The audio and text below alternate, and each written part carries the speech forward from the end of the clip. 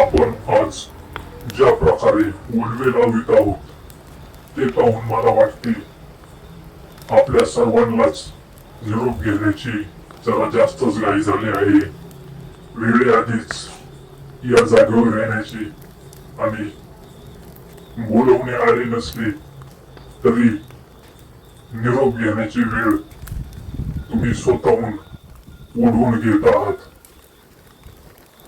ज्या प्रकारे आपण या पृथ्वीचा उपभोग करीत आहोत आणि ज्या प्रकारे आपण हा निसर्ग पर्यावरण संपवत आहोत ते पाहून मला वाटते या जागेवर येण्याची घाई सगळ्या मानव जातीला जरा जास्तच आहे. अजूनही वेळ गेलेली नाही आणि जास्तही वेळ हातात शिल्लक राहिलेली नाही. त्यामुळे आपण वेळेत सुधारली पाहिजे. पहा ही निसर्गाची लेकरे कसा आपला जीव धोक्यात घालून वणवा विजवीत आहेत. या वणव्यांमुळे जैवविविधतेचा मोठ्या प्रमाणावर ऱ्हास होतो, वनस्पतींचा नाश होतो, औषधी व दुर्मिळ वनस्पती संपवल्या जातात, दुर्मिळ झाडे देखील संपली जातात आणि नवीन उगवणारी रोपे देखील जळून खाक होतात. प्राण्यांचा मृत्यू होतो, प्राण्यांना स्थलांतर करावा लागतो. यामुळे वन्य प्राणी वस्तीकडे धाव घेतात. यामुळे मानव व वन्य प्राणी यांच्यातील संघर्ष आता वाढत आहे.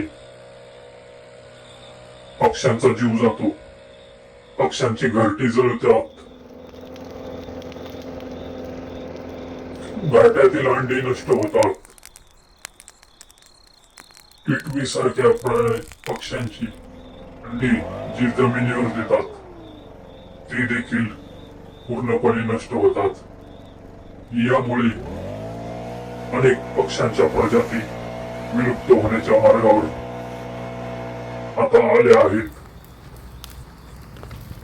या निसर्गाच्या लेकरांनी काहीतरी रहस्य नक्कीच जाणले आहे.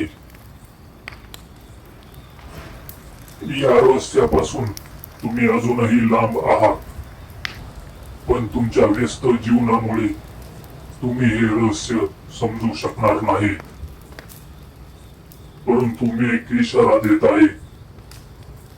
तो इशारा आहे या स्वतःच्या शरीराचा मृत्यू. या मृत्यूच्या इशाऱ्यावरून तुम्ही रहस्याचा मार्ग शोधू शकता आणि तो तुमच्या दररोजच्या जीवनात अंमल करू शकता.